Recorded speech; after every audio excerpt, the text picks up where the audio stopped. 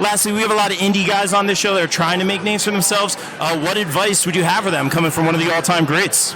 Well, learn how to bump properly and learn how to sell.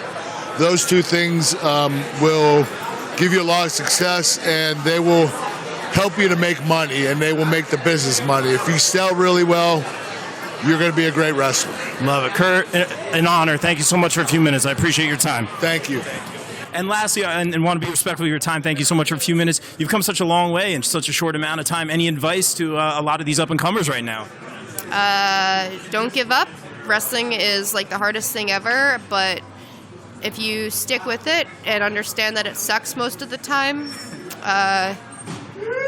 you'll kind of start to understand how to make yourself better, how to make wrestling more fun for you, and you just kind of have to push through it to get to the good stuff. And I want to be respectful of your time. Lastly, we're here with all these indie wrestlers. They're doing a great job. What advice would you have coming from one of the all-time greats? Man, know your craft, know your lineage of the wrestling business. Too many people are getting into it today because you see a guy on TV doing it, and they don't know what the guys and girls did that paved the way for them to get here.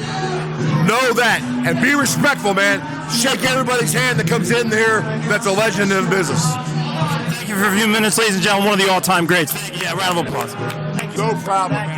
Applause, yeah, right, really, that is just amazing. All the good things that you do. And I wanted to ask you.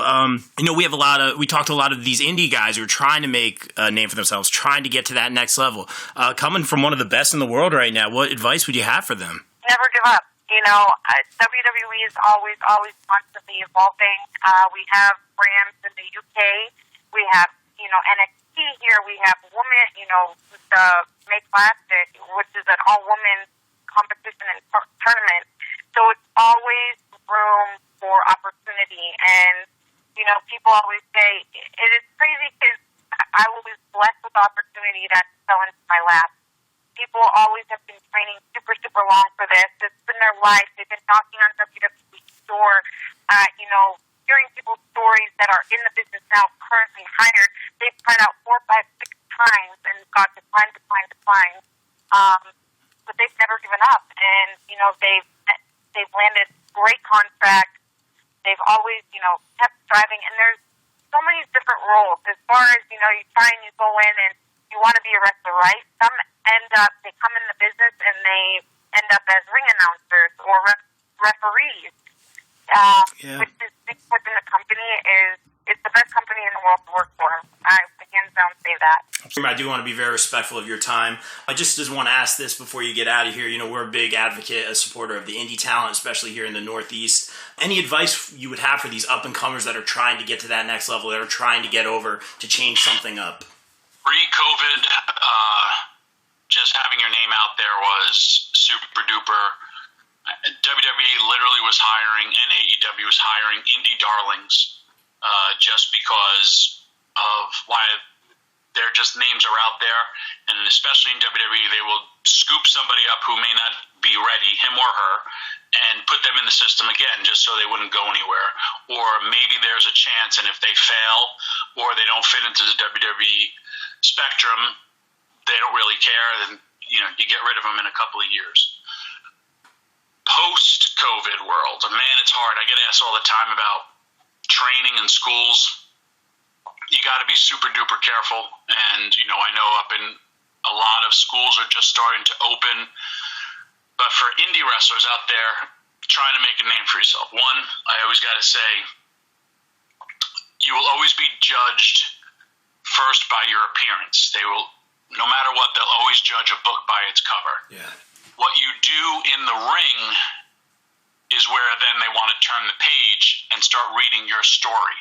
So you have to be in the best shape you possibly can. If you put on some COVID weight, you better start hitting the gym and lose it. You don't want to get that opportunity and then they, I don't even know if they're doing open tryouts, but like you said, AEW Dark, where you get that opportunity, you get called in or you're going to have a spot on the show and you're 20 pounds overweight.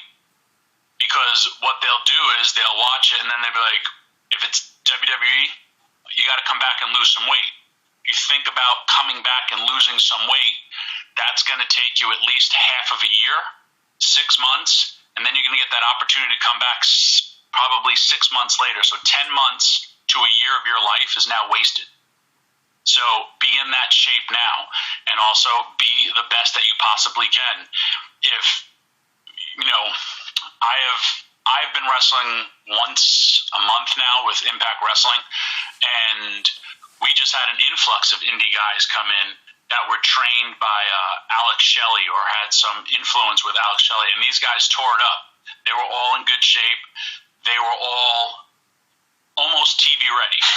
And don't just look at AEW, or don't just look at WWE. Look at Impact Wrestling. Look at Ring of Honor, because those are going to be the steps where you're going to get a little bit of a taste of it, as well as a little bit of a digital platform. Everybody films stuff for YouTube. Back in my day, man, you'd have to have somebody literally hold a camera and film your own matches. Yeah. You can have professional-looking resume at any show you work. This coming Saturday, if you have one hell of a performance, you look good, you literally have that digital imprint that you can press a little button and send a file to whoever's those recruiters. It's also be a professional always, have professional-looking gear.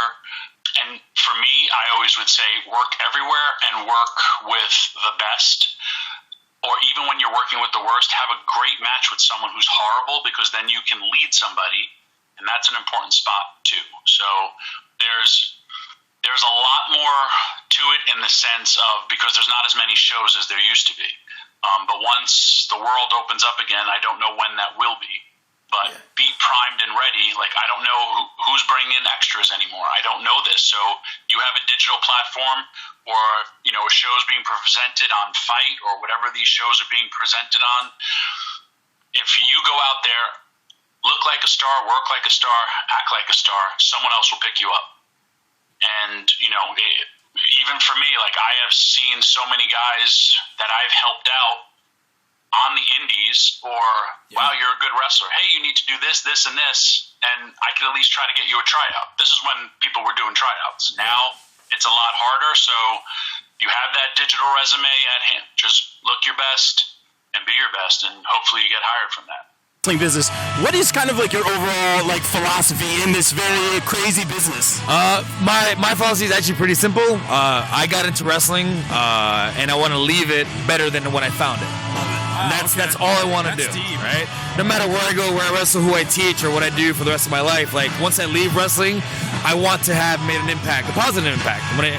Whether it be through matches, through the students that I put out there, through the stories I try to tell, right? The like you were saying, the social media posts, just eye-opening, tell people or show people that it's okay to, be hated. It's okay to not do good. It's okay to mess up. Hey, we all mess up. It's great. Just get up the next day and keep going.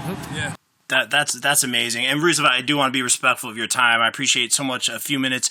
We have a lot of indie, talent on this show, really trying to make names for themselves. What advice would you have for these guys and gals trying to get to the next level? Commit, 1,000% commit. Don't give up. Work out, and work out. I've seen a lot of people, a lot of wrestlers on the indie scene. They all want to be professional wrestlers and live their dream and go to WWE or AEW or whatever it is. But you have to look like a professional wrestler. And I'm currently, I went back to, because I live now in LA, and I trained here when I first started at Fox Pro. So I'm pretty much there once or twice a week now. We help train, the young kids, and they're hungry, man. They all want to make it, but at the same time, they're forgetting that they're supposed to look like professional wrestlers, not just knowing how to maneuver. That's not what it's all about. Learn psychology, learn the way to carry yourself in the ring, outside the ring, learn the business aspect. Don't let nobody screw with you. That's a lot of things that I just said, but... No, it's amazing. Great advice.